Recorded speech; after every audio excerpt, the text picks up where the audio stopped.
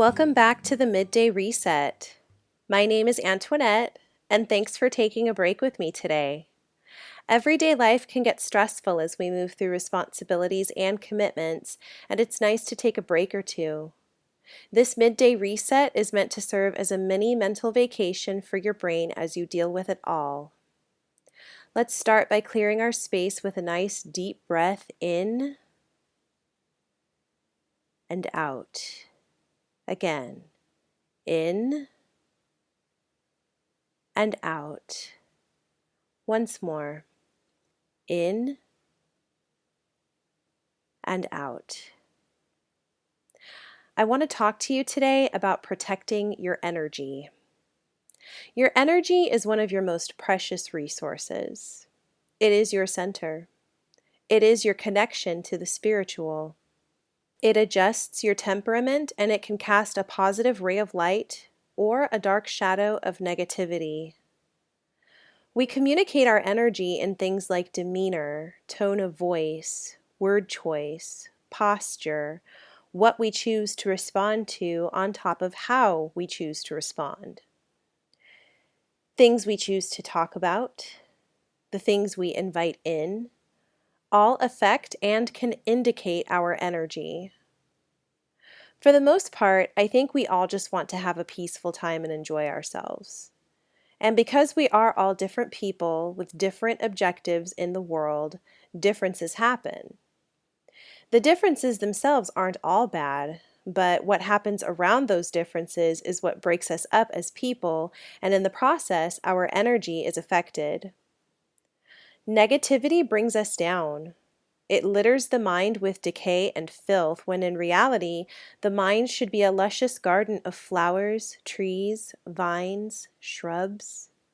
Negativity can transform our otherwise easygoing energy into something anxious, agitated, drained of light, and unable to see the good in ourselves and others.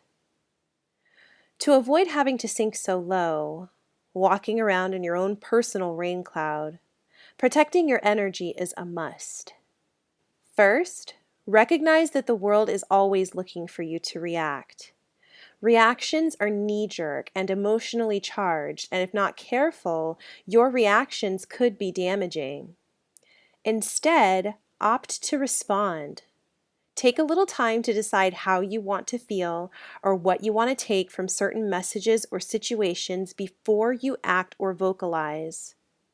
This can be harder to accomplish in person, so work on fixing your outward, nonverbal communication with neutral, calm posture and facial expressions. The reason I am urging you to opt for response over reaction is because when we react, we give our energy away.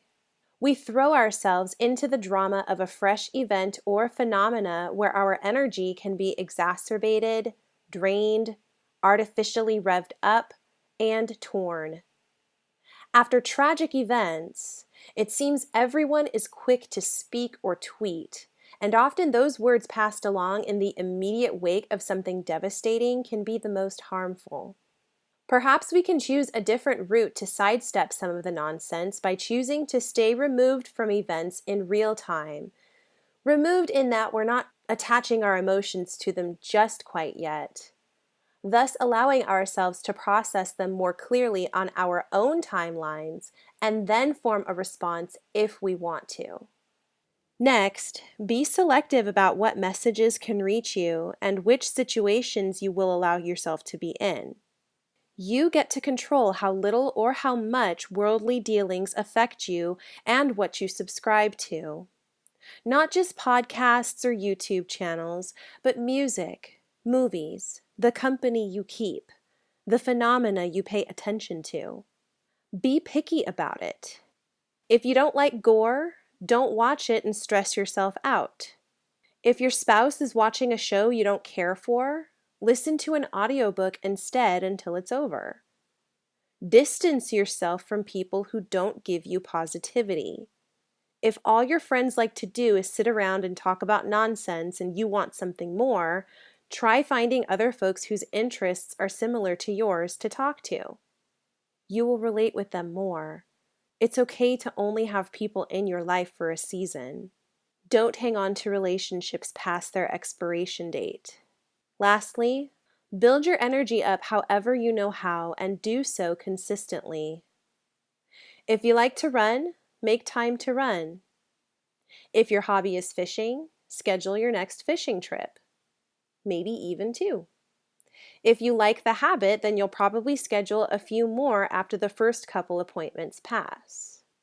If you like music, making, or just listening, then incorporate music into your day each place you can. Meditate. Choose a hobby you can do alone that allows you something fun and enjoyable, and use your time spent on it to reflect. Quiet hobbies like hiking, painting, reading, and puzzles are a few. Energy is a crucial part of your life force. Look after it as you would your physical body's shape, appearance, cleanliness, and so on. Thank you so much for taking a break with me today. If you enjoyed this episode, I encourage you to share and subscribe. If you'd like to support the Midday Reset podcast, please become a patron on Patreon at patreon.com/MDR. That's patreon.com/MDR. Take care, my friends, and I will see you next time.